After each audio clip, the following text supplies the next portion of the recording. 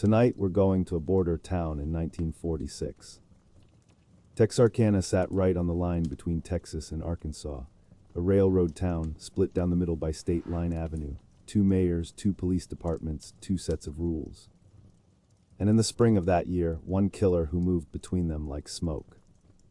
Over 10 weeks he attacked 4 times, always at night, always on weekends. He targeted couples on dark roads and in his final act, a farmer sitting in his living room chair. 5 people were killed, 3 survived. The survivors could barely describe him. A white mask with holes cut for the eyes, a flashlight beam in the dark, a voice that said things that made no sense. The town armed itself, stores sold out of guns and locks overnight. People nailed sheets over their windows and strung pots and pans on wire around their homes. Teenagers went out hunting for the killer on their own. Police stood in their headlights and announced themselves at every door so they wouldn't be shot by the people they were trying to protect. They called him the Phantom. Nearly 400 suspects were investigated. 9 people confessed. One man's wife told police exactly what he had done, then married him and took it all back. No one was ever convicted. In the first half of this video, we'll go through exactly what happened across those 10 weeks and the investigation that collapsed under its own weight. In the second half, we'll look at the psychology behind the attacks, what the killer's escalating pattern might reveal about his mind, and why an entire town turned on itself in the dark. This is the story of the Texarkana Moonlight murders.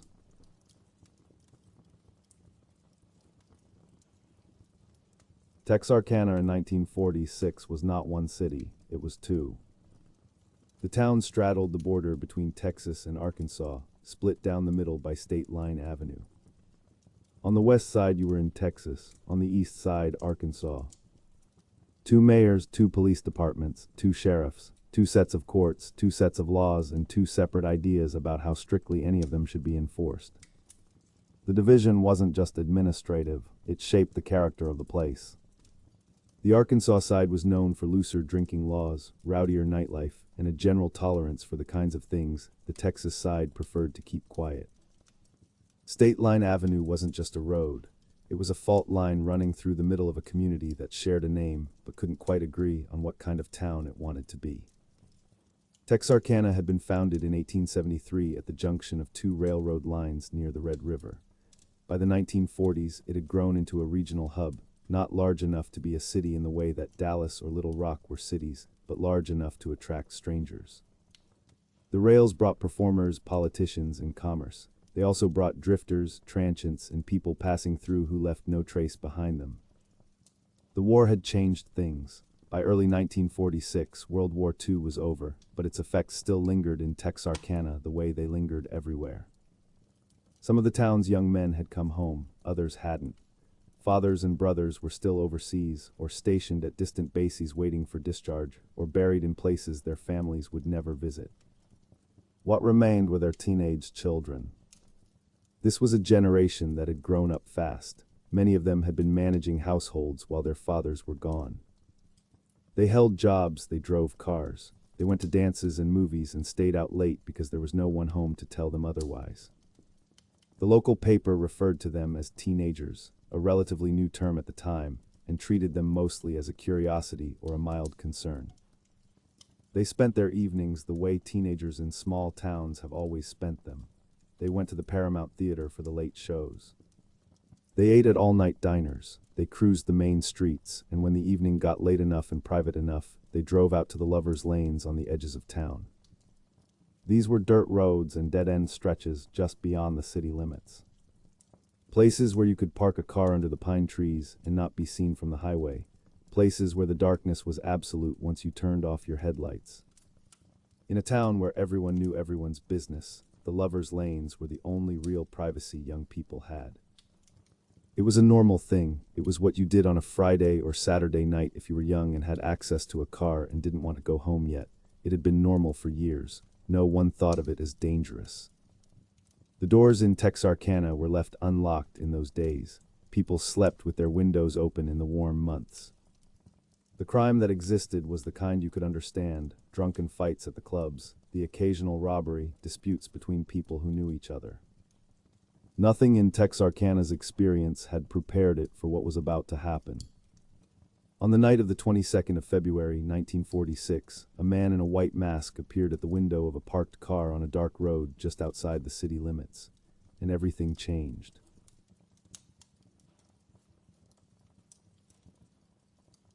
It was late on a Friday night, the 22nd of February, 1946. Jimmy Hollies was 25 years old. His girlfriend, Mary Jean Larry, was 19. They had spent the evening together, dinner, then a movie at the Paramount Theater, and afterward, they drove out to a secluded road just outside Texarkana on the Texas side, a lover's lane roughly 300 feet from the last row of city homes. They parked. The night was dark. The waning moon hadn't risen yet. They had been there for about 10 minutes when a sudden beam of light hit the driver's side window. A man stood outside the car. He held a flashlight in one hand and a pistol in the other. His face was covered by a white cloth mask, something that resembled a pillowcase with holes cut out for the eyes. He shone the light directly into the car, blinding them. Hollies told the man he had the wrong person. The man replied, "I don't want to kill you, fellow, so do what I say." He ordered both of them out of the car. Then he turned to Hollies and told him to take off his pants. Hollies complied. What followed was fast and brutal. The man struck Hollies twice on the head with the butt of his firearm. The sound was so loud that Larry believed in that moment that the gun had gone off. It hadn't. What she had heard was the sound of Jimmy Hollies' skull fracturing.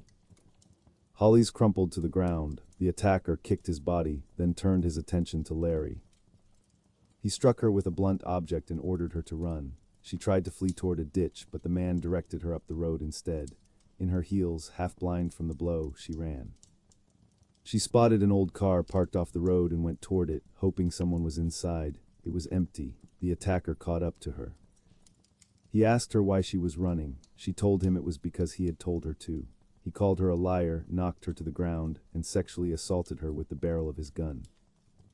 Then headlights appeared in the distance. The man saw them and vanished. As suddenly as he had appeared, he was gone. Larry got to her feet and ran. She covered a half-mile on foot before reaching a house where she woke the inhabitants and called the police. Meanwhile, Hollies had regained consciousness and flagged down a passing motorist, who also called for help. Within 30 minutes, Bowie County Sheriff Bill Presley and 3 officers were on the scene. The attacker was long gone.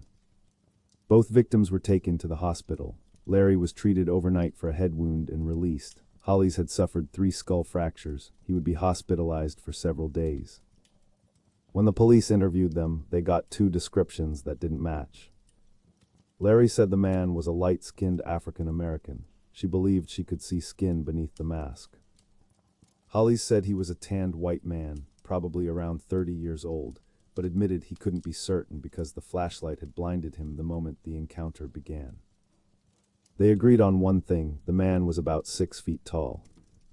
Sheriff Presley had almost nothing to work with. No fingerprints, no tire tracks worth following, 2 traumatized victims whose accounts contradicted each other on the most basic identifying detail. Law enforcement did something that in hindsight would prove disastrous.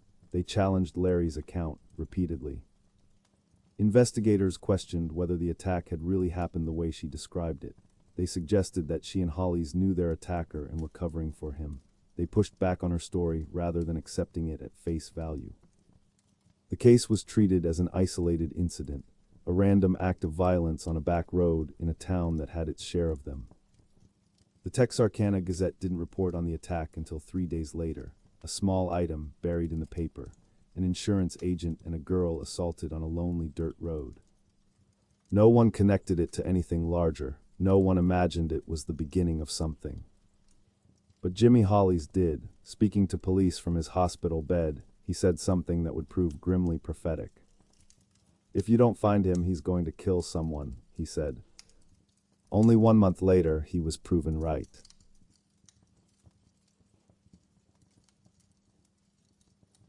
On the evening of Saturday, the 23rd of March, 1946, Richard Griffin took his girlfriend to a midnight movie.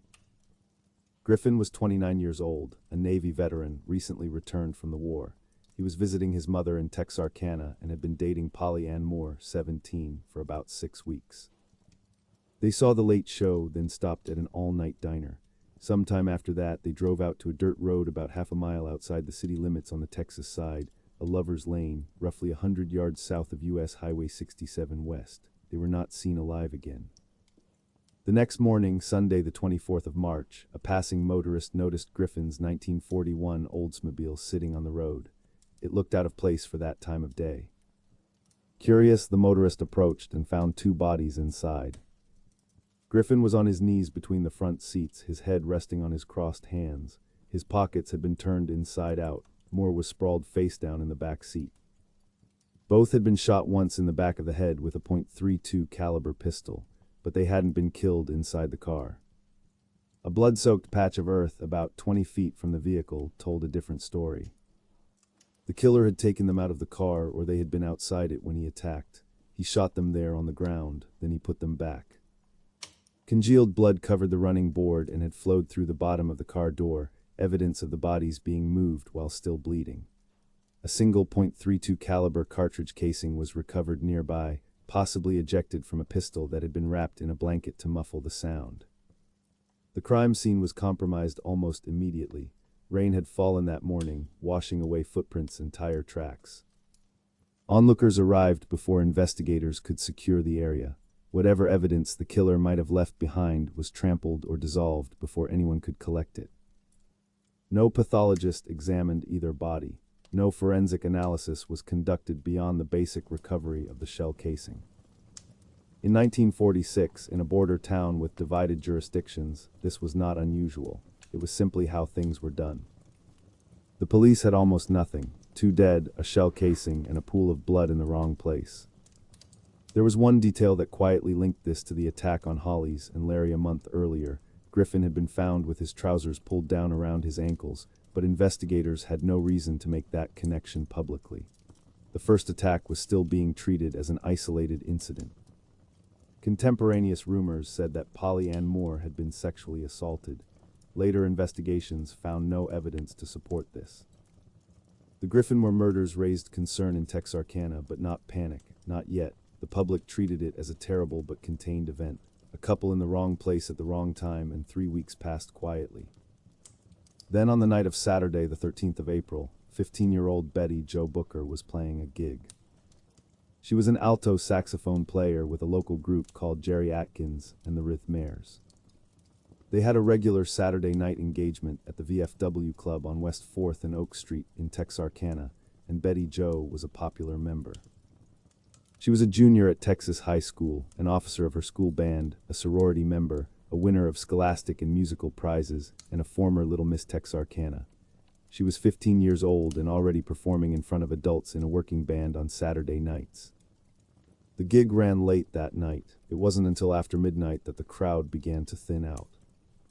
Paul Martin was 16. He was visiting Texarkana from his new home in Kilgore, about 100 miles away. His family had moved when he was 11, but he still had friends in town. He had come back against the wishes of his mother, who worried about the long drive. That evening, he went to the movies at the Paramount with some friends, then headed to the VFW to pick up Betty Jo after her performance. He arrived around 1:30 in the morning. Betty Jo put her Bundy alto saxophone in the back seat of Martin's 1946 Ford, and they left together. They were last seen alive driving away from the VFW club. At around 6:30 the next morning, Sunday the 14th of April, a family out for an early drive found Paul Martin's body at the northern edge of North Park Road. He was lying on his left side. He had been shot 4 times through the nose, through the ribs from behind in the right hand, and through the back of the neck. His car was nowhere nearby. It would later be found 1.5 miles away, parked outside Spring Lake Park with the keys still in the ignition. When Betty Jo didn't come home that morning, search parties went out. They found her body at around 11:30 a.m. It was nearly 2 miles from where Martin had been left, behind a tree in a wooded area just off Morris Lane. She was lying on her back, fully clothed, her overcoat buttoned, her right hand placed in the coat pocket. She had been shot twice, once through the chest, once in the face. The weapon was the same .32 caliber semi-automatic Colt pistol that had killed Richard Griffin and Polly Ann Moore 3 weeks earlier. There was evidence of sexual assault. The assault was not attributable to Martin. his body showed no corresponding evidence. Betty Jo's saxophone was missing from the car. It would not be found for 6 months, eventually discovered under leaves and brush near the spot where her body had lain. The bodies were found miles apart from each other and from the car. Both victims showed signs of having struggled. Investigators could not determine who had been killed first or where the initial confrontation had taken place. What they could determine was this: the same gun had now been used in 2 separate attacks, 3 weeks apart, on young couples parked in isolated locations on the outskirts of Texarkana. Both attacks occurred late on Saturday nights. Both involved the repositioning of bodies after death. This was not a coincidence. This was not an isolated incident. Someone was hunting couples in Texarkana, and he was getting bolder.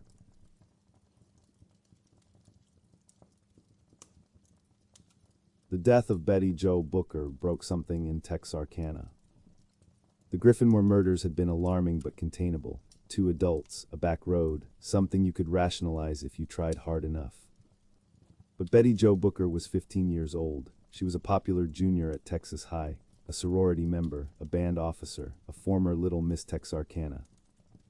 She played saxophone in a working band on Saturday nights and made good grades during the week. Her high school ended classes early so that hundreds of students could attend the funeral.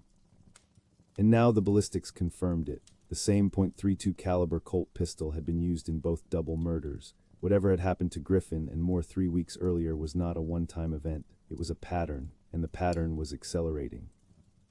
On the 16th of April, 2 days after the bodies were found, the Texarkana Daily News ran a front-page headline that read, "Phantom Killer Eludes Officers as Investigation of Slayings Pressed." The next day, the Texarkana Gazette followed with its own, "Phantom Slayer Still at Large as Probe Continues." The name stuck. Calvin Sutton, the managing editor of the Gazette, had asked executive editor J.Q. Mahaffey whether they could refer to the unknown killer as the Phantom. Mahaffey's response was immediate. Why not? If the SOB continues to elude capture, he certainly can be called a phantom. From that moment on, Texarkana had a monster with a name, and naming it made everything worse. The investigation expanded rapidly. The FBI was brought in. The Arkansas State Police deployed officers. The Texas Department of Public Safety dispatched Captain Manuel T. Gonzalez of the Texas Rangers, a flamboyant, media-savvy lawman known as Lone Wolf, who arrived with pearl-handled pistols and an instinct for the press. He set up operations at the Hotel Grimm in downtown Texarkana and became the public face of the investigation almost immediately. Behind the scenes, the real work was being done by Bowie County Sheriff Bill Presley, Texarkana Police Chief Jack Runnels, Miller County Deputy Tillman Johnson, and Arkansas State Police Detective Max Tackett. They worked in 24-hour shifts. They questioned over 200 people in connection with the Martin Booker case alone. They checked an equal number of false leads. They tried everything they could think of.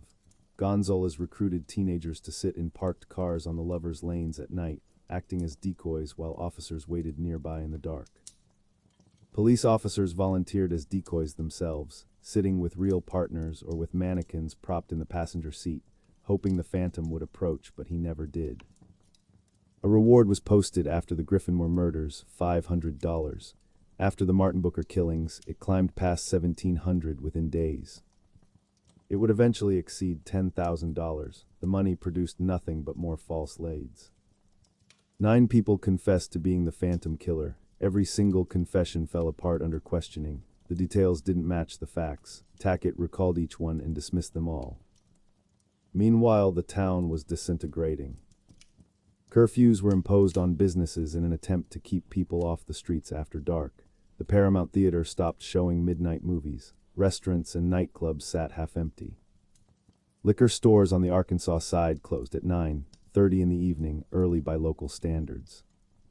People who had never owned firearms bought them. Stores sold out of guns, ammunition, locks, window shades, and Venetian blinds. Window sash locks, screen door hooks, night latches, anything that could secure an entry point disappeared from shelves. Some residents nailed sheets over their windows. Others nailed the windows themselves shut. Some used screen door braces as makeshift window guards. Homemade alarm systems appeared all over town. Families strung wire around their properties and attached anything that would make noise: pots, pans, tin cans, bottles. The logic was simple. If the phantom approached in the dark, you would hear him before he reached the door. Women whose husbands were away on business packed their children into cars and checked into the Hotel Grimm, the fortress-like building downtown where the Rangers were headquartered. They felt safer sleeping in the same building as armed lawmen than in their own homes. And because nearly everyone was now armed and terrified, Texarkana became dangerous in a new way. Police officers learned to turn on their sirens, stand in their own headlights, and announce themselves loudly before approaching any house. The alternative was being shot by a nervous homeowner who mistook them for the phantom. The fear spread beyond the city limits. Residents of Hope, Arkansas, armed themselves. So did people in Lufkin, Texas, and Magnolia, Arkansas. Gun and ammunition sales spiked as far away as Oklahoma City. Rumors consumed everything. People believed the killer had already been caught and was being held in secret. Others were certain he was their neighbor, their coworker, the quiet man down the street. The Gazette and Daily News offices were overwhelmed with phone calls, local and long distance, asking whether the phantom had been apprehended. Gonzalez held a press conference on the 18th of April specifically to deny it. He warned that the rumors were a hindrance to the investigation and harmful to innocent persons. Sheriff Presley issued his own plea. The people must not become so anxious to rid themselves of the killer that they brand innocent persons as the murderer. It didn't help. Innocent people were being accused. Neighbors were turning on neighbors. The fabric of trust that held the community together was fraying in the dark. And in the middle of all of it, some of Texarkana's teenagers refused to hide. They went out at night armed, looking for the phantom themselves. They parked on the same roads where the killings had happened, hoping to draw him out. On the night of the 10th of May, a high school athlete named C.J. Lauderdale Jr. spotted a man boarding a city bus who looked suspicious to him. Lauderdale followed the bus in his car. Within minutes, another car appeared behind him, an unmarked police vehicle, its occupants watching Lauderdale's suspicious behavior. A 3-mile chase followed. It ended when the officers shot out Lauderdale's tires. At the station, the teenager explained that he hadn't known they were police. He'd been following the bus because he thought a passenger might be the phantom. 2 days later, Gonzalez issued a public warning in the Gazette aimed directly at what he called teenage sleuths. He called their behavior a good way to get killed. He didn't specify killed by whom. Deputy Tillman Johnson encountered the phenomenon firsthand one night while patrolling a vacant road with an Arkansas state trooper. They came upon a parked car and approached it. Johnson identified himself and asked the young couple inside if they weren't scared to be out at night. The girl in the passenger seat replied, "It's a good thing you told me who you are." She had a .25 caliber pistol pointed directly at him. The phantom had not struck again since the 14th of April. 3 weeks had now passed. Based on the pattern, 3 to 4 weeks between each attack, the town braced for what it believed was inevitable. The next attack would come, but it would look nothing like the ones before it.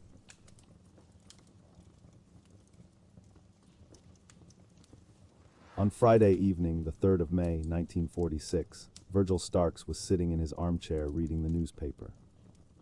He was 37 years old, a farmer who worked 500 acres of land off Highway 67 East in the Miller County community of Hammond, almost 10 miles northeast of Texarkana. He lived there with his wife Katie, who was 36. It was a quiet, isolated property, the kind of place where the nearest neighbor was across the road and the nearest town was a long drive in the dark. Virgil had a bad back. Most evenings, he sat in the same chair with an electric heating pad behind him, listening to the radio and reading the Gazette. The chair faced away from the front window. Behind him, the window shade was pulled only halfway down. Katie had gone to bed in another room. Sometime before 9 p.m., 2 bullets came through the closed double window behind Virgil's chair. Both struck him in the back of the head.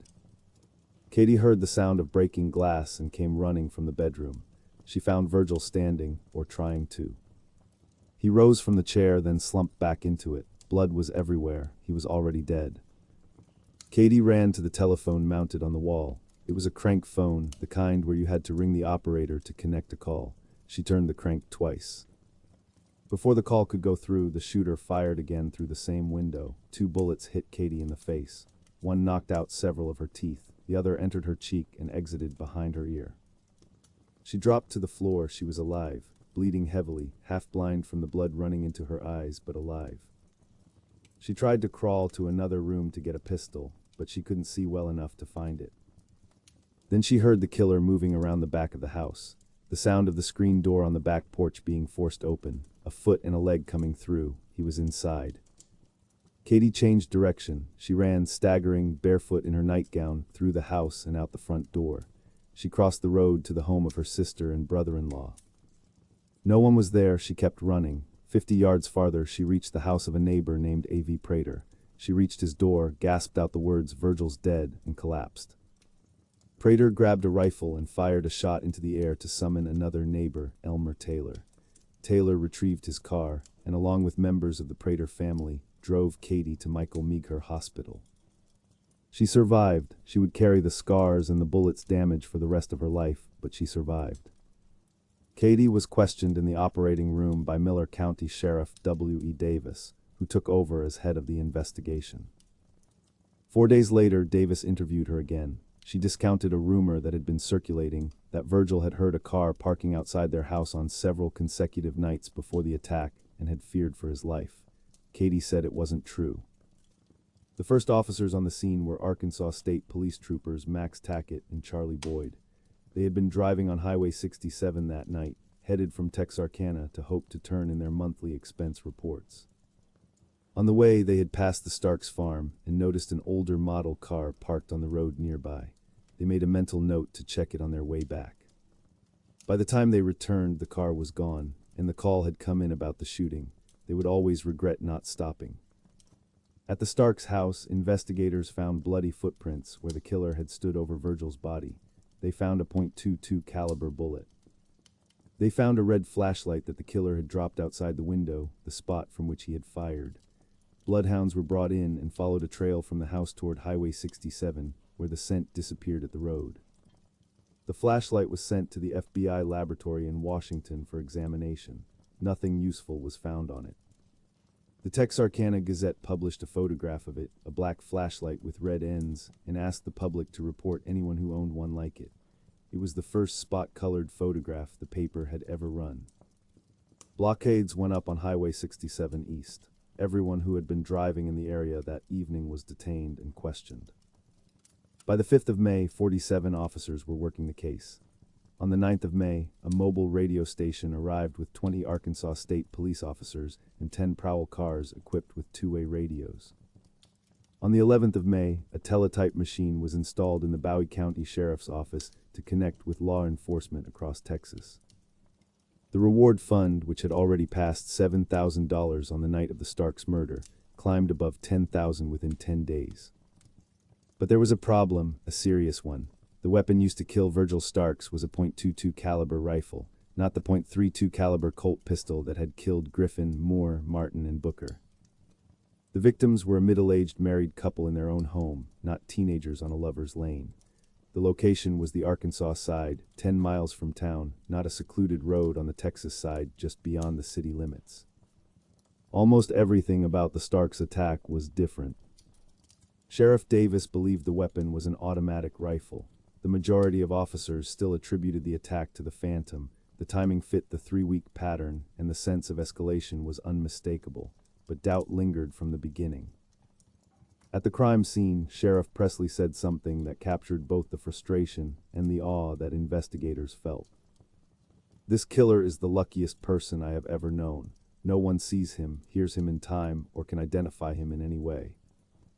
By November of 1948, authorities would officially disconnect the Starks murder from the two double homicides.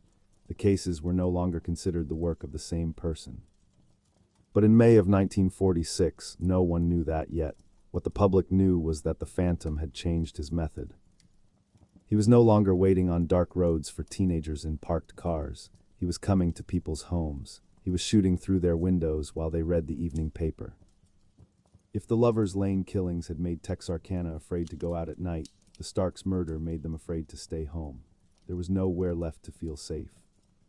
And then, just as suddenly as it had begun, the killing stopped. The 3-week window passed, then another. Then the whole of June, no more attacks, no more bodies. The phantom, whoever he was, had gone silent. The out-of-town press drifted away. The Rangers eventually left. Life in Texarkana began, slowly and reluctantly, to return to something like normal. But the question remained, and it remains still. Why did he stop at that point in time?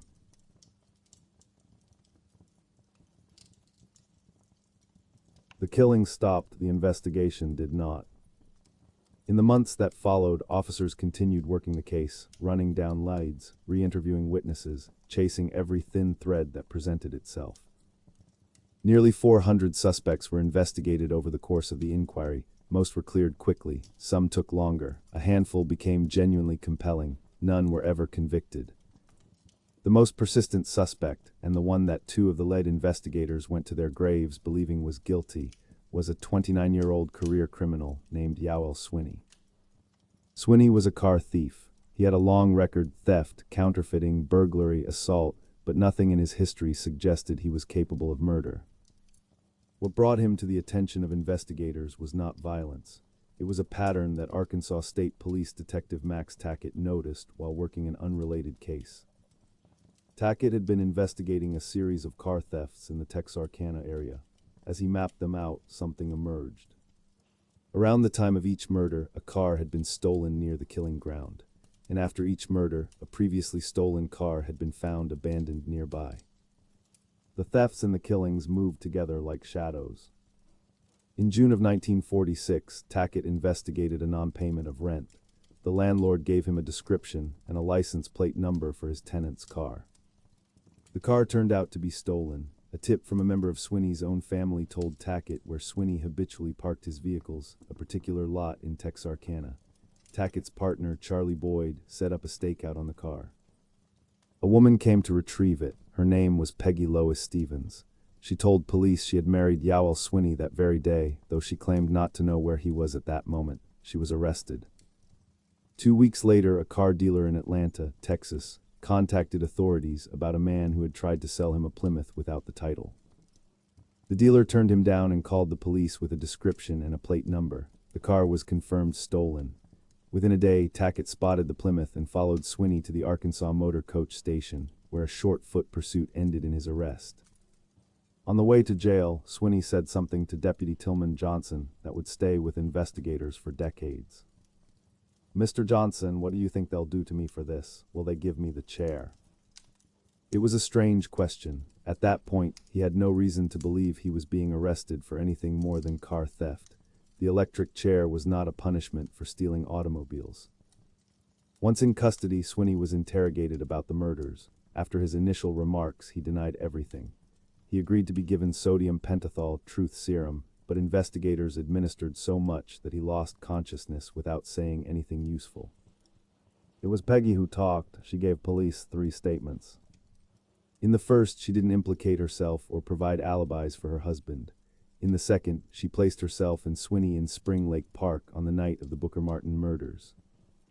She said he left her in the car for about an hour. She heard gunshots. When he returned, he had a black case, which he put in the trunk. A few days later, he told her someone had given him Betty Jo Booker's saxophone and he had sold it. By her third statement, Peggy had made herself an accomplice. Some of what she told investigators could be independently verified. Sheriff Presley tested her on a detail that only he knew.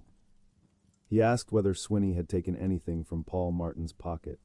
Peggy replied that she had seen him take some papers or stuff and that he threw them into the bushes. Presley then produced Martin's date book, which Presley himself had found in the shrubs at the crime scene. No one else knew it was there. But Peggy's story changed across her 3 interviews. Police believed she was withholding information, either out of fear of Swinney or to protect herself from prosecution. And there was a critical problem with the timeline. When officers attempted to verify her account of the Booker Martin night, they found evidence that the Swinneys had been sleeping in their car under a bridge near San Antonio, hundreds of miles away. Investigators spent 6 months trying to build a case strong enough to charge Swinney with murder. They couldn't do it. Peggy's confession was the centerpiece, and Peggy had recanted. Worse, she had married Swinney, which meant she could not be compelled to testify against him. Swinney's fingerprints didn't match any found at the crime scenes. The murder weapon was never recovered from his possession. Without Peggy's testimony, only circumstantial evidence remained. Prosecutors decided against pursuing murder charges. Instead, Swinney was tried and convicted as a habitual offender for car theft. Because of his lengthy criminal record, the sentence was life in prison. According to James Presley's 2014 book, investigators later said the conviction functioned as a de facto plea bargain, though no formal agreement existed in the case files. Swinney had apparently feared being sentenced to death for the murders and chose not to contest the habitual offender charge. He even attempted to plead guilty, despite the charge requiring a jury trial. Tackett, Johnson, and Sheriff Presley all believed Swinney was the Phantom Killer. They believed it for the rest of their lives. Swinney served 27 years before winning his release on appeal in 1973. He immediately returned to stealing cars and counterfeiting. He was in and out of prison for the rest of his life. He died of lung cancer in 1994 without ever having been charged with a single one of the Texarkana murders, but Swinney was not the only suspect. On the 4th of November 1948, 2.5 years after the killings, an 18-year-old university freshman named Henry Booker Tennyson drank a lethal dose of mercury cyanide in his room at the University of Arkansas in Fayetteville. He left behind a suicide note. In it, Tennyson, who went by the nickname Duty, confessed to the murders of Betty Jo Booker, Paul Martin, and Virgil Starks. "Why did I take my own life?" the note read. "Well, when you committed 2 double murders, you would too." He wrote even more, such as, "I did it when Mother was either out or asleep, and no one saw me do it. For the guns, I disassembled them and discarded them in different places, and running away would not do any good, the police would find me." But other passages in Tennyson's writings complicated the picture. One note read, "Please disregard all other messages which I have written as possible reasons for taking my own life." The Texarkana Gazette ran the headline, "Note Canceling Murder Admission Found." Tennyson was 6 feet 3 inches tall. At the time of the murders, he had been a 16-year-old sophomore at Texarkana, Arkansas High School. He played trombone in the same school band as Betty Jo Booker, though they were not friends. He was quiet, introspective, and considered odd by some of his classmates. He was bullied. He had a reputation for being a dreamer and a loner. Decades later, Dr. John T. Tennyson, a forensic psychiatrist and Henry's first cousin once removed, conducted his own research into the case. He presented a theory in Texarkana in 2014 that built a circumstantial case around Duty. The connection to the Paramount Theater was central. On the nights of the first 3 attacks, at least one victim in each case had been at the Paramount that evening. Jimmy Hollies and Mary Jean Larry had gone there before they were attacked. Richard Griffin and Polly Ann Moore had seen a movie there. Paul Martin had been there with friends before picking up Betty Jo. During the 1945-1946 school year, Duty Tennyson worked as an usher at the Paramount Theater. There was also a geographic connection to the Starks case. Katie and Virgil Starks often visited Katie's sister, who lived next door to James Freeman, Duty's closest friend. Freeman was a person of interest in his own right. Family members and a neighbor described him as someone who exhibited inappropriate behavior toward women and engaged in hypersexual talk that made others uncomfortable. He was once married for only 6 weeks. After that, he lived with his mother in increasing seclusion until her death in 1973. A little over a year later, James Freeman shot himself. Tennyson's friend Freeman had provided the alibi for the night of the Starks murder. He told investigators that he and Duty had been playing cards when they heard the news. Whether that alibi was genuine or manufactured by a friend protecting a friend, no one could ever determine. Investigators at the time were unable to find evidence linking Tennyson to the murders beyond the suicide note. The Gazette's publisher was close friends with Tennyson's mother. The case was not pursued further. Then there were the others. Ralph Bauman was a 21-year-old former Army Air Force machine gunner who walked into the Los Angeles Police Department on the 23rd of May, 1946, and told officers he thought he might be the Phantom.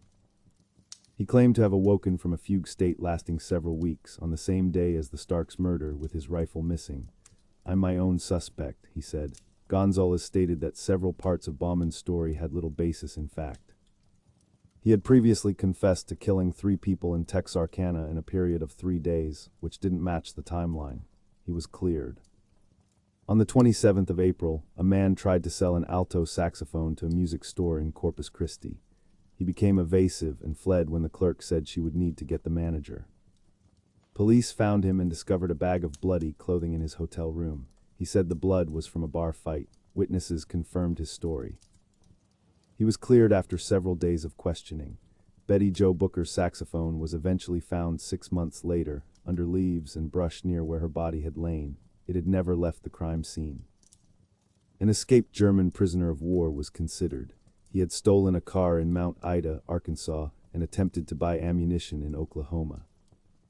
He was described as stocky, 24 years old, with brown hair and blue eyes. Police searched for him, but he was said to have vanished into thin air. On the 7th of May, a hitchhiker armed with a pistol carjacked a man and told him he had killed 5 people in Texarkana, naming Martin and Booker by name. He said he wasn't finished killing. Gonzalez dismissed this. The Phantom had gone to extraordinary lengths to conceal his identity, while this man bragged to a living witness. It didn't fit. On the 10th of May in Atoka, Oklahoma, a man broke into a woman's home, assaulted her, and said he might as well kill her because he had already killed 3 or 4 people. He was caught 2 days later. His story placed him far from Texarkana on the night of the Starks murder. He was cleared. And then there was Earl McSpadden. On the 7th of May at approximately 6 a.m., McSpadden's body was found on the Kansas City Southern Railway tracks, 16 miles north of Texarkana, near Ogden. His left arm and leg had been severed by a freight train. The coroner's verdict stated death at the hands of persons unknown, and that he was dead before being placed on the tracks. The case was never solved. Some locals speculated that McSpadden was the Phantom's 6th victim, killed to keep him silent about something he knew. Others believed a more dramatic theory, that McSpadden himself was the Phantom, and that he had died by suicide, throwing himself in front of a train when the pressure of the investigation became too much. No evidence supported either theory. McSpadden's death remains as unresolved as the murders themselves. In the end, the list of suspects stretched long and led nowhere. A car thief whose wife confessed and recanted. A troubled teenager who killed himself and left a note that may have been a confession or may have been something else entirely. A fugue state veteran who turned himself in for crimes he probably didn't commit. A hitchhiker, a prisoner of war, a saxophone peddler, a body on the railroad tracks. Nearly 400 people were investigated, 9 confessed, none were convicted. The Phantom Killer, whoever he was, walked away from Texarkana in the spring of 1946 and was never seen again.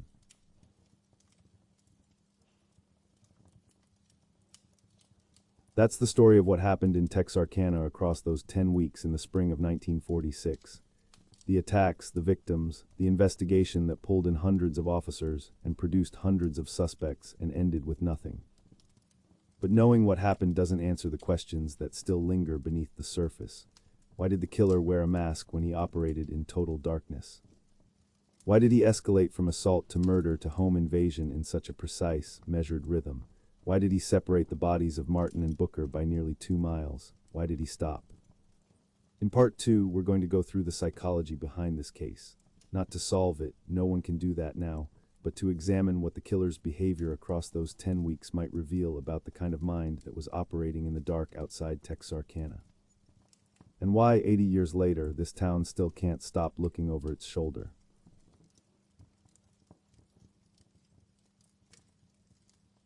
The first thing the Phantom did before anything else was put on a mask. It was a crude thing, a white cloth. Witnesses described it as resembling a pillowcase, with holes cut out for the eyes and mouth. It wasn't sophisticated. It wasn't designed to terrify in the way a theatrical mask might be. It was functional, improvised, and strange. But the choice to wear it at all raises a question that goes deeper than simple disguise. The attacks happened in near total darkness. The first assault occurred on a secluded road on a moonless night. The subsequent killings took place in the same conditions: no streetlights, no nearby houses, no illumination beyond the killer's own flashlight. The victims were blinded by that flashlight the moment the encounter began. In those conditions, a mask is almost unnecessary. The darkness itself is a mask. A man standing outside a car on a pitch-black road, shining a high-beam flashlight into the eyes of his victims, is already functionally invisible. They cannot see his face. They cannot identify him, so why wear one? In criminal psychology, there are several reasons an offender might mask himself, even when practical concealment doesn't require it. The most common interpretation is straightforward. He feared being identified despite the darkness. Perhaps he knew his victims or believed he might. Perhaps he was a local, someone who might be recognized even in poor light. This reading is consistent with a resident of Texarkana or the surrounding area, someone who frequented the same places his victims did. But there's another interpretation that cuts deeper. For some offenders, the mask serves a psychological function rather than a purely practical one. It creates separation, not between the killer and his victims, but between the killer and himself. Putting on a mask is, in a psychological sense, putting on a different identity. The person who wears it is no longer himself. He becomes something else, someone else, for the duration of the act. When the mask comes off, the person beneath it can return to his ordinary life with a psychological barrier between who he is and what he has done. This phenomenon is sometimes described in behavioral analysis as depersonalization through disguise. The mask doesn't just hide the killer's face from the victim. It hides the killer from his own sense of identity. It allows him to compartmentalize, to commit acts that his unmasked self might not be psychologically capable of, because the masked self is a separate entity, a role being played, a character being inhabited. Looking at the Texarkana case, this interpretation is supported by a specific detail from the first attack. Jimmy Hollies described the things the masked man said as crazy. He told investigators, "I know he's crazy. The crazy things he said made me feel that his mind was warped." The statements the killer made, ordering Hollies to remove his pants, telling Larry to run, then catching her and asking why she was running, then calling her a liar, don't follow a logical sequence. They aren't the commands of a robber who wants compliance. They read more like a script being performed, a set of behaviors being enacted for their own sake, according to a logic that only the killer understood. This is consistent with someone operating within a persona. The mask gave him permission to become something. And once he was inside that persona, the rules of ordinary behavior no longer applied. He could say irrational things. He could give contradictory commands.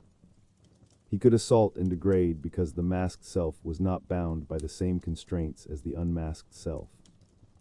It's worth noting what the mask was made of. Not leather, not rubber, not anything purchased or crafted with care. A white cloth, a pillowcase with holes cut in it. This suggests the mask was improvised, possibly shortly before the attack. It wasn't part of an elaborate kit. It wasn't fetishistic in the way that some serial offenders develop signature costumes over time. What it suggests instead is that the decision to wear a mask may have been part of a pre-offense ritual, something the killer did to transition himself from one state of mind to another. The act of cutting the holes, of pulling the cloth over his face, of becoming the faceless figure with the flashlight and the gun, may have been the psychological mechanism by which he gave himself permission to do what followed. In this reading, the mask was not primarily for the victims. It was for him. It was the door he walked through to become someone capable of what he was about to do. And when it came off, when he returned to the ordinary world, to daylight, to the streets of a town where people knew his face, he could close that door behind him.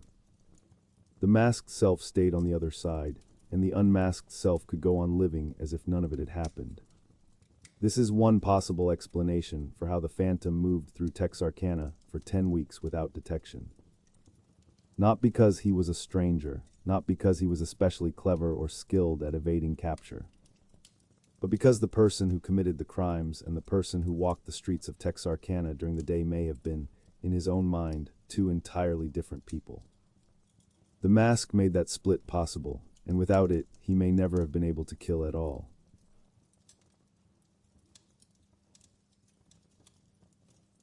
The 4 attacks attributed to the Phantom Killer did not stay the same. They changed, and the direction of that change tells a story about what was happening inside the killer's mind across those 10 weeks. The first attack on the 22nd of February was violent but not lethal. Hollies was beaten severely. Larry was assaulted, but both survived. The killer fled when headlights appeared in the distance. He was driven off by the mere possibility of being seen. The second attack on the 24th of March was a double murder. Griffin and Moore were shot in the back of the head with a .32 caliber pistol. The killer repositioned their bodies inside the car. He was not scared off. He stayed long enough to arrange the scene. The third attack on the 14th of April was another double murder, but with significant differences. Martin and Booker were separated. Their bodies were found nearly 2 miles apart. Martin was shot 4 times. Booker was sexually assaulted and shot twice. The killer used Martin's car to transport at least one of the bodies, then left the car miles away with the keys still in the ignition. He took a souvenir, Booker's saxophone. He spent considerably more time at this scene than at any previous one. The fourth attack on the 3rd of May abandoned the established pattern entirely. It targeted a married couple in their home. It used a different weapon. It occurred on the Arkansas side, 10 miles from town. The killer shot through a closed window, entered the house, and pursued his surviving victim until she escaped. In behavioral analysis, this kind of progression is called escalation. And escalation is one of the most reliable indicators of a serial offender's psychological trajectory. The concept is straightforward. Most serial offenders don't begin at their most extreme. They begin with what they can psychologically tolerate, and then, as the thrill diminishes or the compulsion intensifies, they push further. Each crime becomes a platform for the next. Each success emboldens. Each act that goes unpunished removes another internal restraint. What escalation reveals is not just increasing boldness, it reveals increasing need. In the Phantom's case, the first attack looks like someone testing himself. He chose a couple on a lover's lane. He brought a weapon but used it primarily as a bludgeon. He assaulted the female victim sexually, but not through intercourse, through the weapon itself. He fled when a car approached. The whole encounter had the quality of an experiment, something being tried for the first time, with an exit strategy built in. 1 month later, the experiment became a killing. Griffin and Moore were shot in the back of the head, a method that suggests the killer wanted them dead quickly and without confrontation. He didn't torture them, he didn't prolong the encounter. He shot them and then spent time with the aftermath, moving their bodies, arranging the scene. The violence was efficient. What followed it was not. This distinction matters. When a killer spends more time with the aftermath than with the act itself, behavioral analysts look closely at what that time was spent doing. In this case, the killer moved 2 bodies from outside the car back into it. He positioned them deliberately. He turned Griffin's pockets inside out, which may have been staging designed to suggest a robbery, or may have served some other purpose entirely. What it tells us is that the killing was not the endpoint for this person. Something that happened after the killing was what he was actually seeking. By the 3rd attack, 3 weeks later, the pattern had shifted again. Martin and Booker were not killed quickly and arranged afterward. They were separated, which means the killer spent time with at least one of them, probably Booker, while the other was already dead or dying elsewhere. The bodies were left miles apart. Betty Jo Booker showed evidence of sexual assault. Her body was posed, lying on her back, overcoat buttoned, hand placed in the pocket. The posing is significant. It tells us the killer was not in a rush. He was not panicking.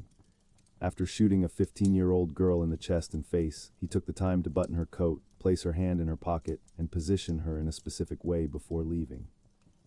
This level of post-mortem attention is consistent with what forensic psychologists call staging, the deliberate arrangement of a victim's body to serve the killer's internal psychological needs. Sometimes staging is designed to shock investigators or send a message. More often, in cases like this, it serves a private purpose. It is the killer composing the scene for himself, making it look the way it needs to look in order to satisfy whatever compulsion is driving him. Between the first attack and the third, the Phantom went from fleeing at the sight of headlights to spending what must have been an extended period, possibly hours, at a crime scene, separating victims, assaulting one, posing her body, driving the car to a separate location, and taking a souvenir.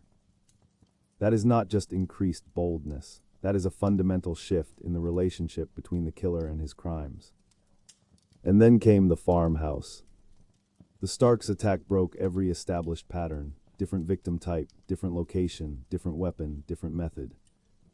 Instead of approaching couples in cars on dark roads, the killer stood outside a lighted window and fired through the glass at a man reading a newspaper.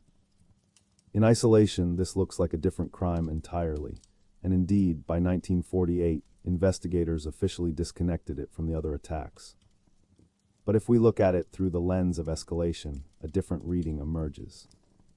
Dr. Anthony Lapala, the psychologist at the Federal Correctional Institution in Texarkana, who profiled the killer in 1946, offered a theory that remains compelling. He believed the shift to the farmhouse was a tactical adaptation. The massive police presence on the lovers' lanes, the decoys, the patrols, the armed teenagers had made the killer's previous method too dangerous. He didn't stop wanting to kill, he adapted. He found a new way to reach his victims that circumvented the obstacles that had been placed in his path. If Lapala was right, the Starks attack represents not a break in pattern, but the next logical step in a pattern of increasing confidence. The killer had gone from testing himself on a dark road, to killing and arranging, to spending extended time with a victim, to approaching a home and shooting through the walls. Each step took him further inside, further past the boundaries that separate a predator from his prey. And each step required less fear and more certainty that he would not be caught. The cooling-off periods support this reading, 3 to 4 weeks between each attack almost precisely. This regularity suggests a cycle, a building of tension or compulsion that reaches a critical point at predictable intervals. It is not the pattern of someone acting on impulse. It is the pattern of someone whose need builds, crests, and must be released before it becomes unmanageable. And then after the Starks attack, the cycle stopped. No more attacks, no more bodies. The 3-week window passed and nothing happened. The escalation simply ended, and the question of why it ended is, in many ways, the most psychologically revealing question in the entire case. We'll come back to that, but first, there's something else that happened during those 10 weeks that deserves examination. Something the killer did with the bodies that tells us what he was actually looking for in the dark.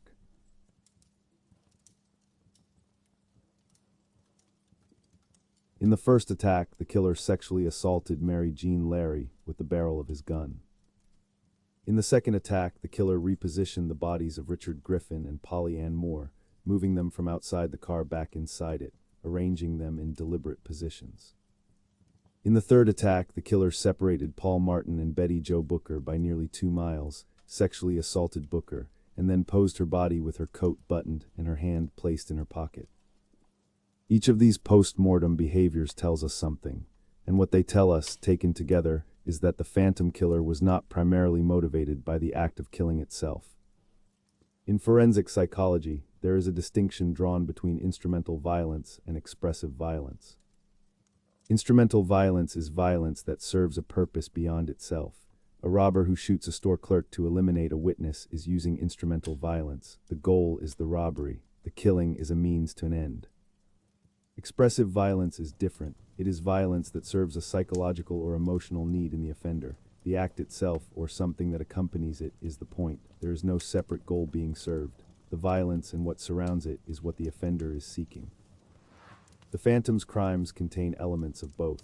The killings themselves were instrumental in one sense. He needed the male victims dead in order to have unimpeded access to the female victims.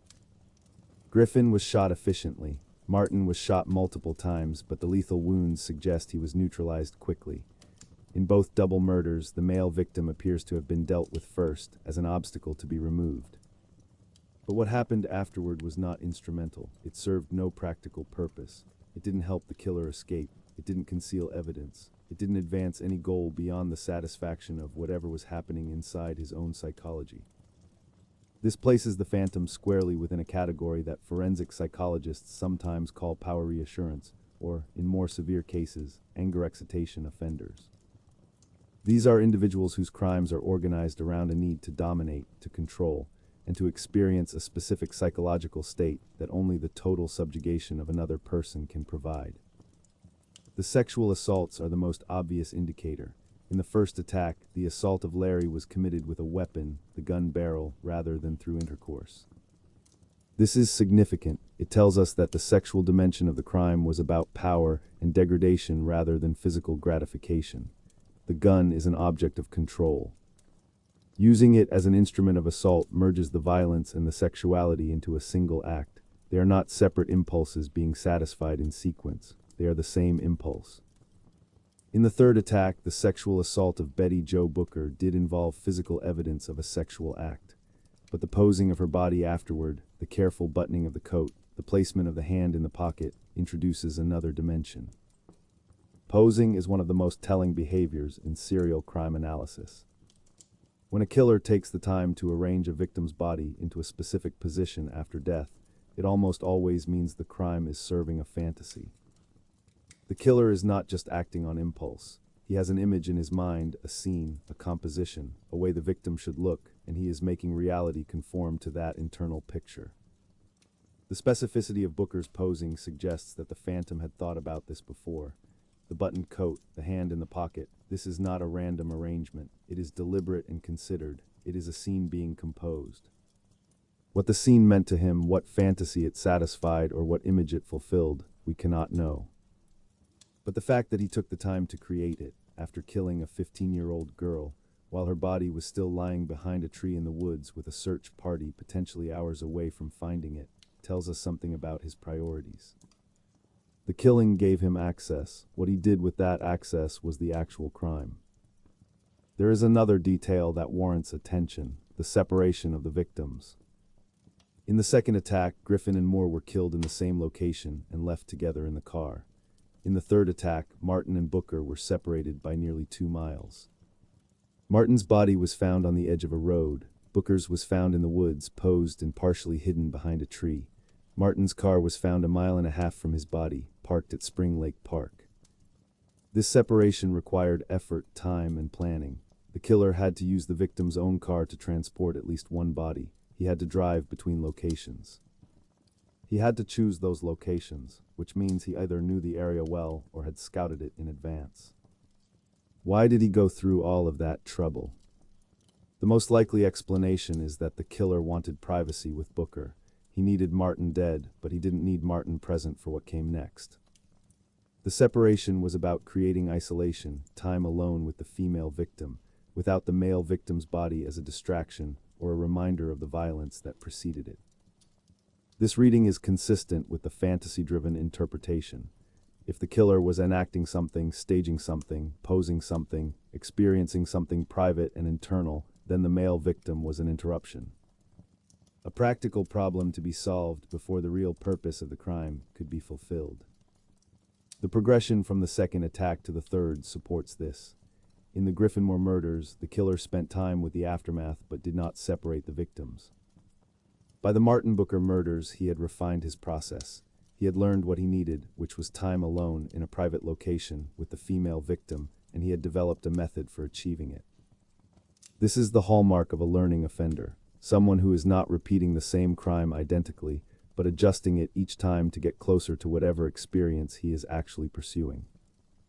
And what that experience was based on the assault, the posing, the time spent, and the deliberate separation was almost certainly sexual in nature. Not necessarily in the physical sense alone, but in the broader psychological sense. Power, control, degradation, composition, the victim as an object to be arranged, the scene as a private theater in which the killer is both director and audience. This is what the Phantom was doing in the dark outside Texarkana, not simply killing, creating something, and then standing over it alone in the silence afterward.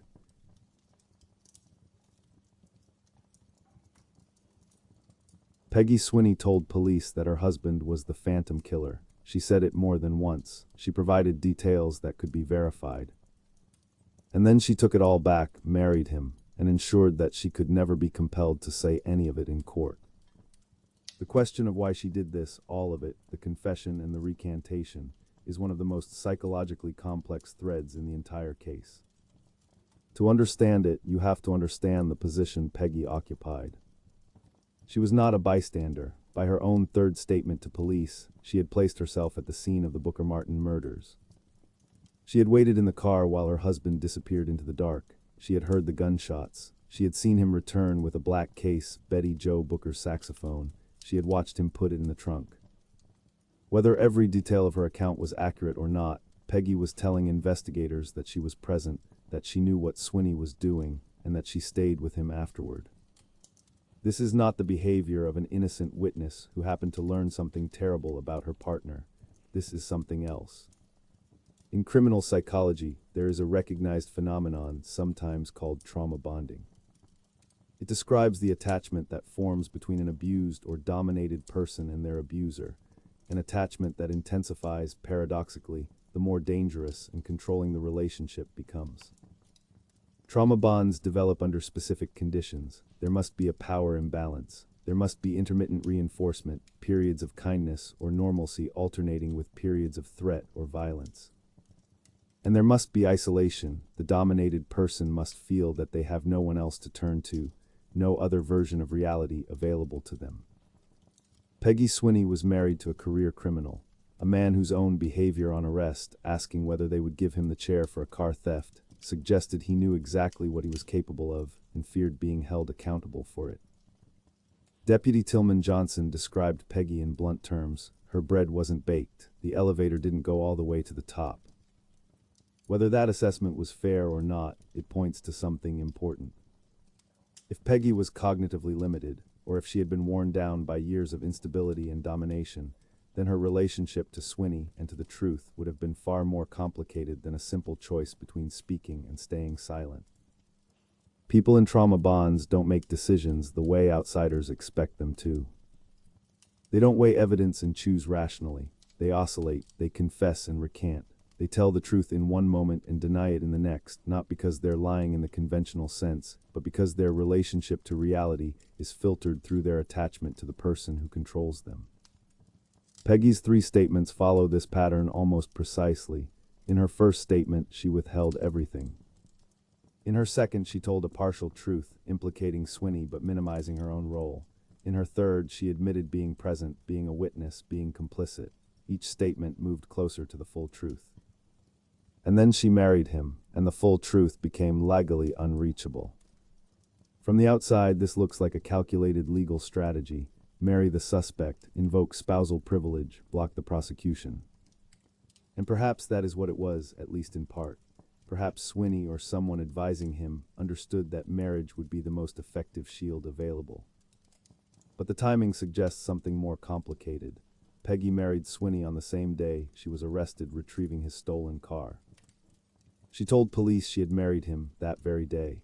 This was not a marriage planned weeks in advance as a legal maneuver. It happened in the midst of crisis, at the moment when everything was falling apart. People in trauma bonds often make their most destructive decisions at exactly these moments. When the relationship is most threatened, when outside forces are pulling the pair apart, the dominated person clings harder. The bond intensifies under pressure rather than breaking. Peggy may not have married Swinney to protect him from prosecution. She may have married him because, in the chaos of that day, with police closing in and her own statements threatening to destroy both of them, marriage was the only way she knew to stay connected to the person around whom her entire world was organized. This reading doesn't excuse her, it doesn't make her a pure victim.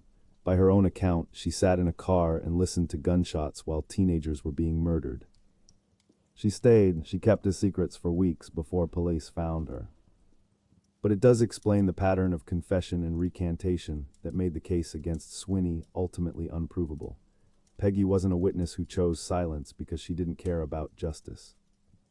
She was a person whose capacity for independent action had been so thoroughly compromised that she could not sustain a position, any position, when it conflicted with her attachment to the man who dominated her.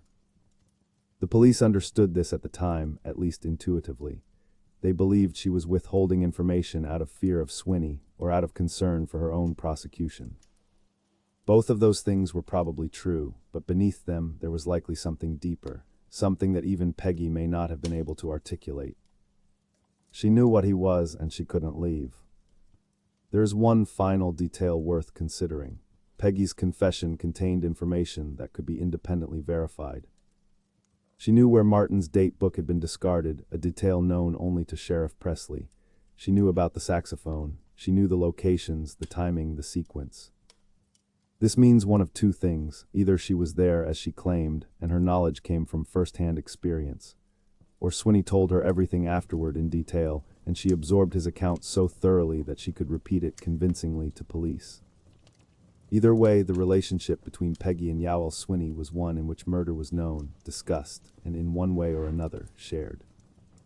In the study of criminal partnerships, this is sometimes called folie à deux, a shared delusion or a shared criminal reality that exists within the sealed world of the pair.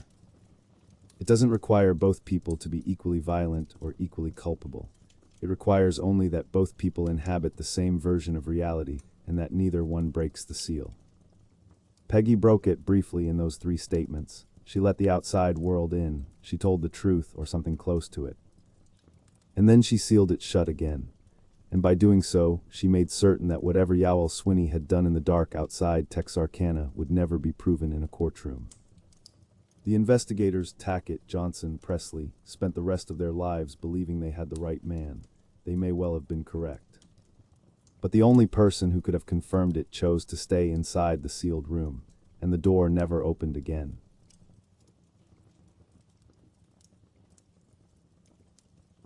On the 4th of November, 1948, an 18-year-old freshman at the University of Arkansas drank mercury, cyanide in his room, and died. He left behind instructions directing anyone who found him to a separate note. In that note, Henry Booker Tennyson confessed to the murders of Betty Jo Booker, Paul Martin, and Virgil Starks. The confession was rather specific in its wording. Why did I take my own life? Well, when you committed 2 double murders, you would too. He wrote about disassembling the guns and discarding them in different places. He wrote about doing it when his mother was either out or asleep. He wrote that running away would be pointless because the police would find him. And then, in other writings found in the same room, he appeared to cancel the confession. Please disregard all other messages, which I have written as possible reasons for taking my own life.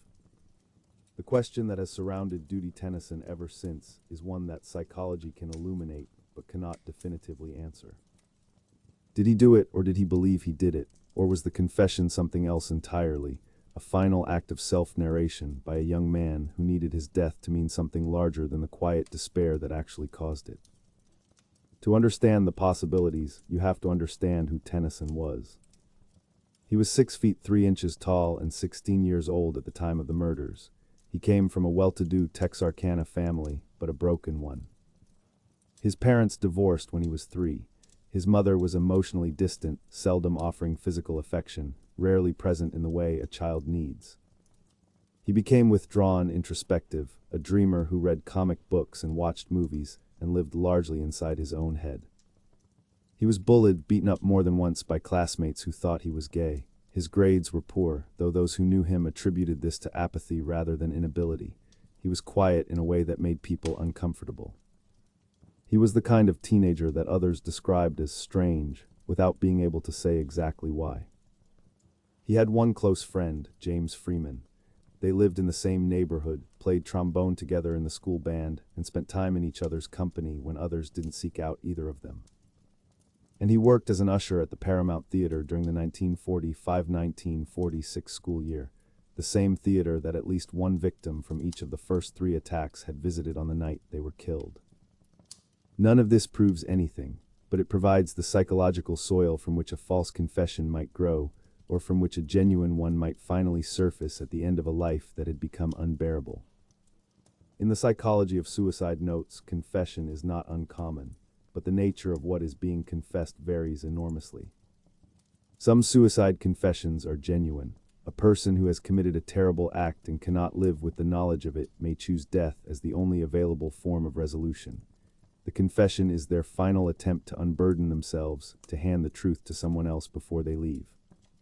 But other suicide confessions serve a different purpose. They are acts of self-mythologizing. A person who has felt powerless, invisible, and insignificant throughout their life may use their suicide note to claim an identity they never had, to become someone, to ensure that their death is not ignored the way their life was.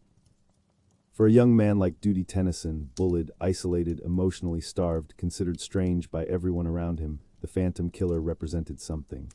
Power, consequence. A figure who terrified an entire town. A person who could not be ignored or overlooked or dismissed. Claiming to be the phantom in a suicide note guaranteed that Tennyson's death would matter, that people would talk about him, that investigators would come, that his name would be spoken with a kind of gravity it had never carried while he was alive. This is not a minor motivation. For someone whose entire existence has been defined by invisibility and insignificance, the opportunity to become, even in death, even falsely, the most feared person in the history of their town can be psychologically irresistible. But there's a problem with dismissing Tennyson's confession entirely, and that problem is the contradicting note. Please disregard all other messages, which I have written as possible reasons for taking my own life.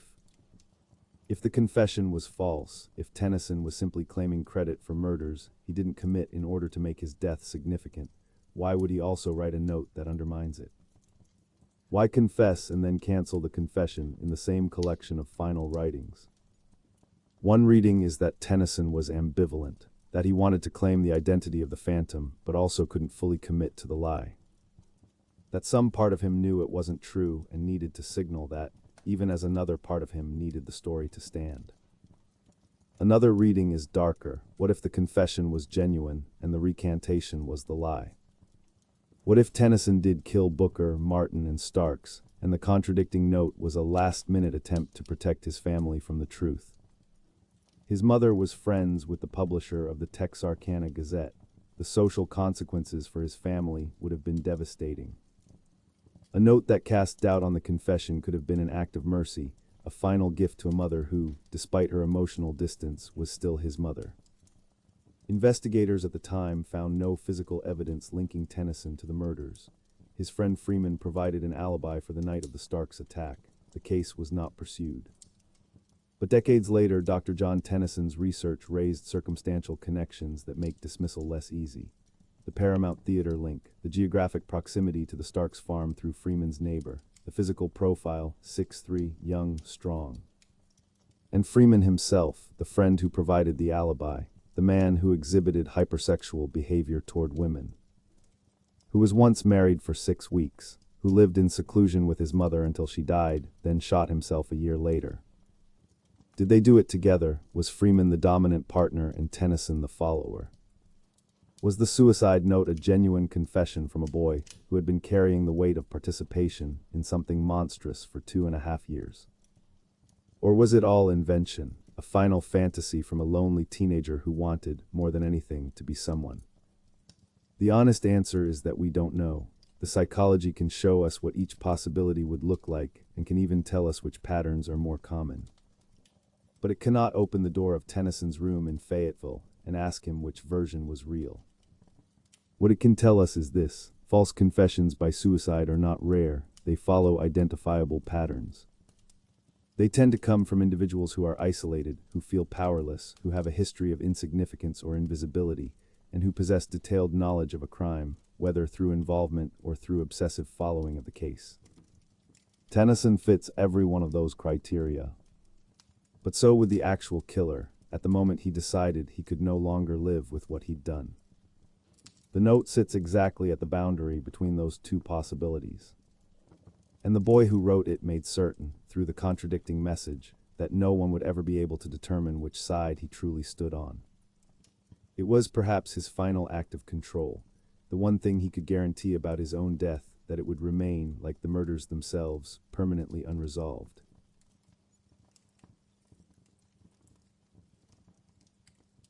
Within days of the Martin Booker murders, Texarkana transformed into something it had never been before. Doors that had been unlocked for years were bolted shut. Windows were nailed closed or covered with sheets.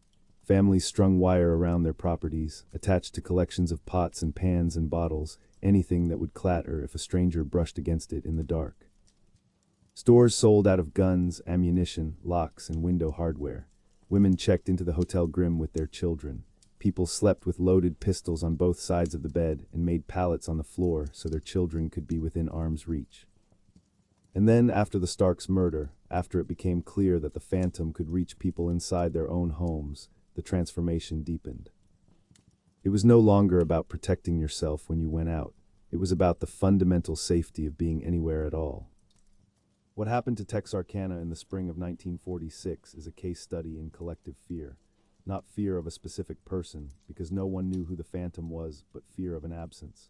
Fear of something with no face, no name, no motive anyone could understand. In psychology, this kind of threat is called an ambiguous threat. it differs from a specific threat in ways that have profound effects on how a community responds. When a threat is specific, a named individual, a known motive, a predictable pattern, people can take targeted action. They can avoid the relevant person, place, or situation. They can calibrate their response proportionally. The fear has boundaries because the threat has boundaries. But when a threat is ambiguous, when no one knows who the attacker is, what he looks like, why he's doing it, or who he'll target next, the fear has no natural container. It cannot be directed at anything specific. It spreads outward in every direction, attaching itself to anything and everything that might conceivably be connected. This is what happened in Texarkana. The phantom could be anyone. He could strike anywhere. He attacked couples on dark roads and farmers in their living rooms. He used different weapons. He left no useful evidence. There was no profile to avoid, no precaution that guaranteed safety. When a community faces an ambiguous threat of this magnitude, three predictable psychological responses emerge. The first is hypervigilance. Every stimulus becomes a potential sign of danger.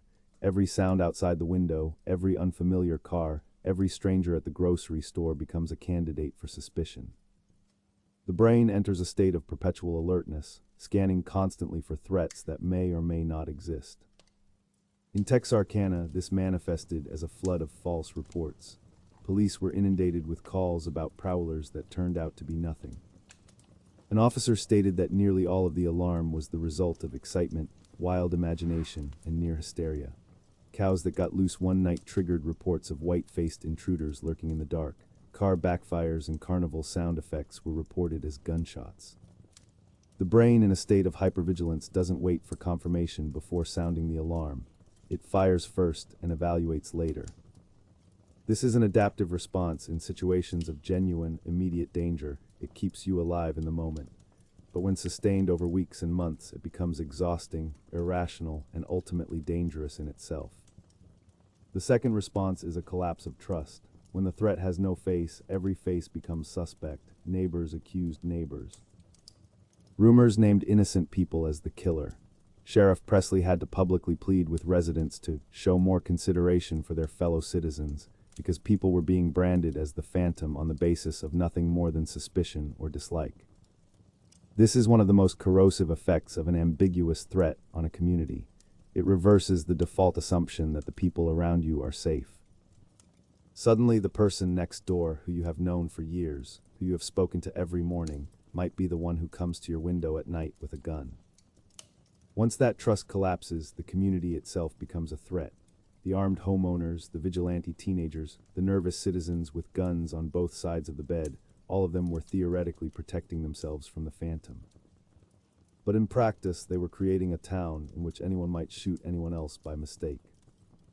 Police understood this. They developed their elaborate arrival protocols, sirens, headlights, loud announcements, specifically because they feared being shot by the people they were sworn to protect. The third response is what psychologists call a locus of control shift. Under normal circumstances, most people operate with what's called an internal locus of control, the belief that they can meaningfully influence what happens to them. They lock their doors, they make good choices, they stay out of dangerous situations, and they believe these actions keep them safe. An ambiguous threat destroys the internal locus of control. No matter what you do, lock the door, arm yourself, stay home, nail the windows shut, you cannot be sure it will be enough. The killer attacked people in parked cars. Then he attacked someone in their own living room. The precautions people had taken after the Lovers Lane murders were rendered meaningless by the Farmhouse attack. When the internal locus of control is destroyed, people shift to an external locus, the belief that what happens to them is determined by forces outside their control. Fate, luck, God, the competence of authorities, anything but their own actions. This shift produces either helplessness or its opposite, frantic, disproportionate attempts to reassert control. The alarm systems made of pots and pans. The sheets nailed over windows, the women fleeing to the Hotel Grimm. These weren't rational security measures. They were psychological coping mechanisms. Rituals performed to manage the feeling of vulnerability, even when the actual protection they offered was minimal. The teenagers who went out armed, hunting for the phantom, were engaging in the same psychological process, but from the opposite direction. Rather than retreating into helplessness, they were attempting to reassert control through action. If the authorities couldn't protect them, they would protect themselves. If the phantom was out there, they would find him first. Both responses, the retreat and the hunt, came from the same place. A community that had lost its sense of safety and was grasping for any method, rational or not, to get it back. And then eventually it subsided. 3 weeks passed after the Starks' attack without another killing, then 4, then the summer arrived. The Rangers left, the national press went home. Slowly, with great reluctance, Texarkana began to exhale. But the damage was already done. The town that had left its doors unlocked now locked them. The community that had trusted its neighbors now watched them. The teenagers who had gone to lovers' lanes without a second thought now drove in groups, or armed, or not at all. The phantom didn't just kill 5 people. He killed something in the town itself. A collective sense of security that had been so deeply embedded it had been invisible until it was gone. And because the phantom was never caught, that security was never fully restored.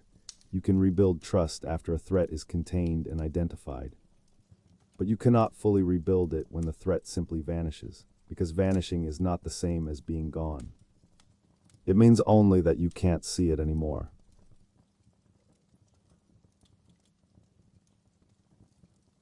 The killing stopped after the 3rd of May, 1946. The 3-week interval passed and nothing happened, then another interval, then the summer, then the years. The phantom killer, whoever he was, simply ceased to exist as an active threat. No final attack, no arrest, no body found with a confession in its pocket. The terror that had consumed Texarkana for 10 weeks dissolved into silence, and that silence has lasted for 80 years. The absence of an ending is, in many ways, the defining feature of this case. Not the violence, not the mask. Not the lovers' lanes or the farmhouse or the saxophone that was never taken.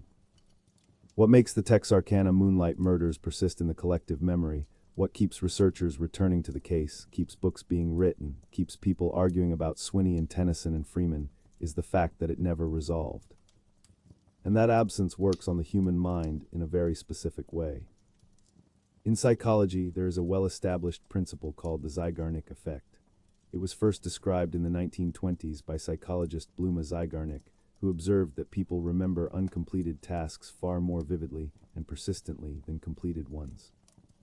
When something is finished, when a story reaches its conclusion, when a question is answered, when a problem is solved, the brain files it away. The mental tension dissolves, the cognitive resources allocated to it are freed. But when something remains unfinished, the brain keeps it active. It stays in a kind of open loop, periodically resurfacing, demanding attention, pulling the mind back to it at unexpected moments. The brain does not accept incompleteness easily. It wants resolution. And in the absence of resolution, it will return to the problem again and again, turning it over, trying different configurations, searching for the piece that might finally close the loop. The Texarkana Moonlight murders are one of the most powerful open loops in American criminal history.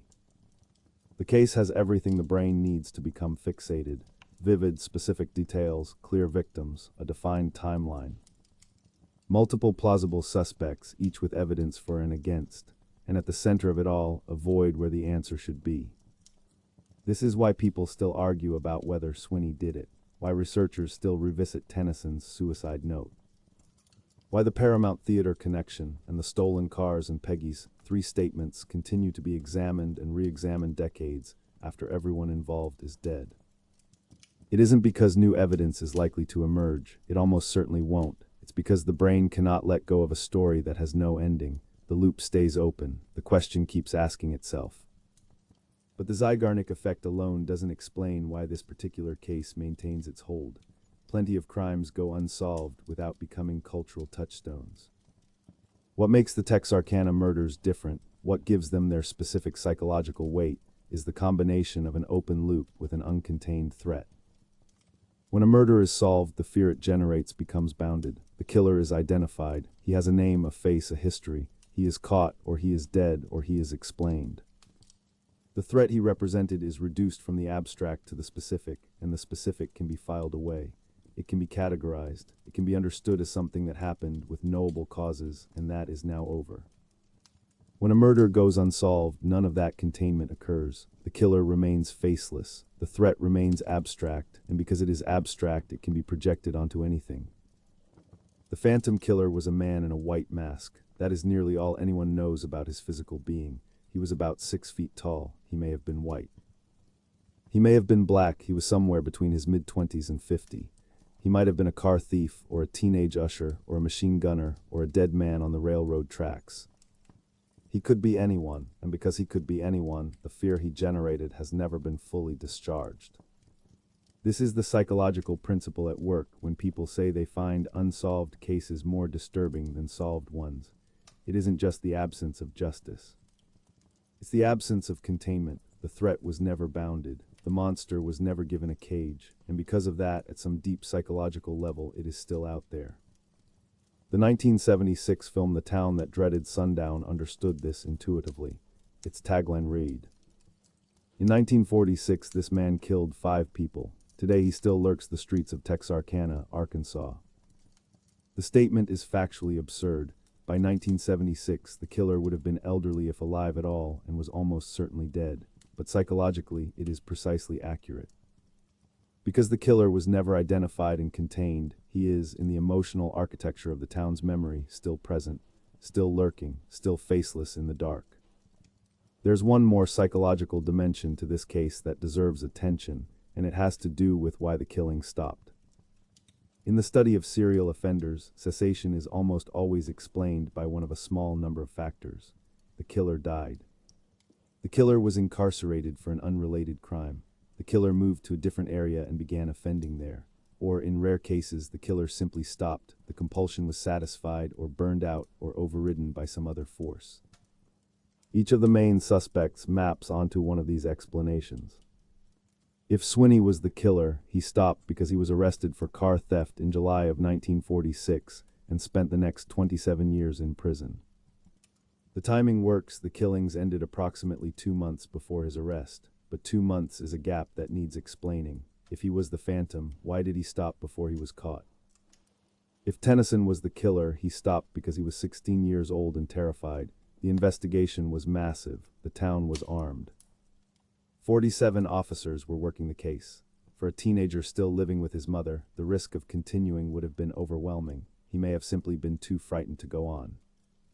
If someone else entirely was the killer, someone who was never identified, never investigated, never named, then the cessation becomes the most frightening possibility of all. He stopped because he chose to. Or because he moved away, or because the need subsided on its own. And somewhere in some other town, he either lived out his life quietly or began again under a different set of circumstances that no one ever connected to Texarkana. Dr. Lapella suggested in 1946 that the killer could either shift his crimes to a distant community or overcome the desire to assault and kill people. This was remarkably progressive thinking for the time. Lapella understood something that many investigators of that era did not, that serial offenders don't always continue in a straight line until they are caught. Sometimes they stop. And the stopping doesn't mean they are gone. It means only that the visible expression of whatever drives them has gone underground. This is perhaps the deepest reason why the Texarkana Moonlight murders have never released their grip on the public imagination. It isn't just that the case is unsolved, it's that the cessation of the killing is itself unexplained. We don't know who did it, and we don't know why it ended. The open loop has 2 dimensions, an unanswered question on both sides. Who was he, and what happened to him? The absence of answers to both questions creates a void that the mind returns to endlessly. And in that void, the phantom continues to exist, not as a man, but as a possibility. A shape in the dark that was never given a name or a face or a reason. He appeared in the spring of 1946, killed 5 people in 10 weeks, and vanished as completely as if he had never existed. And because no one ever proved otherwise in some sense, he never stopped existing either. He simply became what his name always suggested he was. A phantom, something that might be there in the dark if you look long enough. And the mind, trained by 100,000 years of evolution to be vigilant, to watch for threats, to never fully relax when a predator is unaccounted for, keeps looking. That is why this case endures, not because it is especially complex, not because the evidence is especially rich, but because the human brain was never designed to accept a story without an ending, and this story has no ending. Only silence in the dark and the question that has hung over Texarkana for 80 years. What happened to the man in the white mask? No one knows, and that is exactly why no one can stop asking. If you've made it this far, I'm curious, which explanation sits most uneasily with you? Swinney, the car thief whose wife knew too much and said too little. Tennyson, the lonely boy who claimed it all in a note he may or may not have meant. Or someone else entirely, someone who walked away from Texarkana and was never looked at twice. Let me know in the comments, and now have a good rest.